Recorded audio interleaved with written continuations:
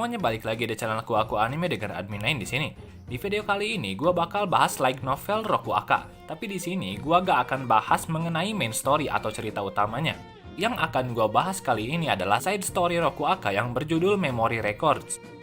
Bagi yang nggak tahu apa itu Memory Records, jadi Memory Records ini adalah cerita original yang ditulis langsung oleh penulis novel Rokuaka. Cerita dalam Memory Records ini tidak ada hubungannya dengan cerita utama Rokuaka. Jadi semua cerita dalam novel Memory Records ini hanya dibuat untuk entertainment saja.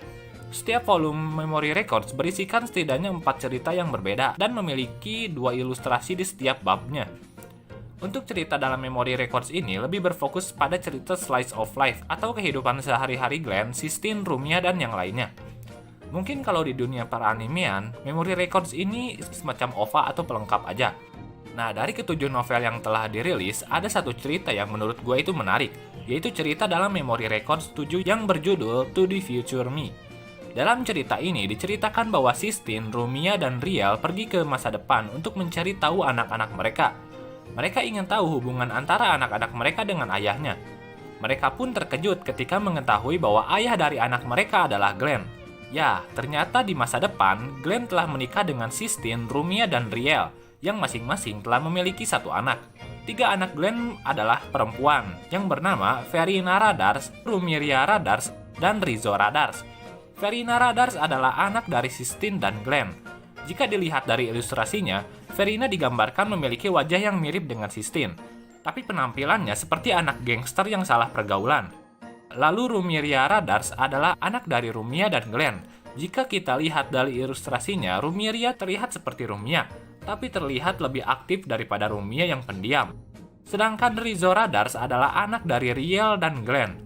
Rizzo sedikit mirip dengan Riel, yang membedakan adalah dada Rizzo terlihat sudah di-upgrade, dan sangat berbeda dengan ukuran Riel yang seperti papan cucian. Lalu apa yang terjadi setelah Sistine, Rumia, dan Riel menemui anaknya sendiri?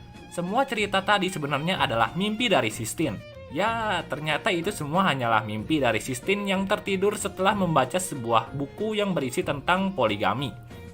Dan saat Sistine terbangun dari mimpinya itu, dia belum menyadari bahwa itu semua adalah mimpi, dan langsung pergi menemui Glenn dan memarahinya agar mengurus anak mereka yaitu Verina dengan benar, agar kelakuannya tidak seperti anak gangster.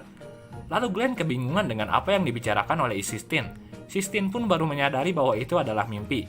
Ya mungkin Sistine itu baru bangun tidur, jadi masih ngigo gitulah. Oke, mungkin segini dulu pembahasan kali ini. Singkat aja ya. Tapi untuk kedepannya, gue gak akan yakin bisa bahas novel Memory Records lagi, karena ceritanya terlalu singkat untuk dijadikan sebuah konten. Ini aja gue maksa bikin konten ini. Jadi mungkin gue bakal fokus ke cerita Rokuaka-nya aja.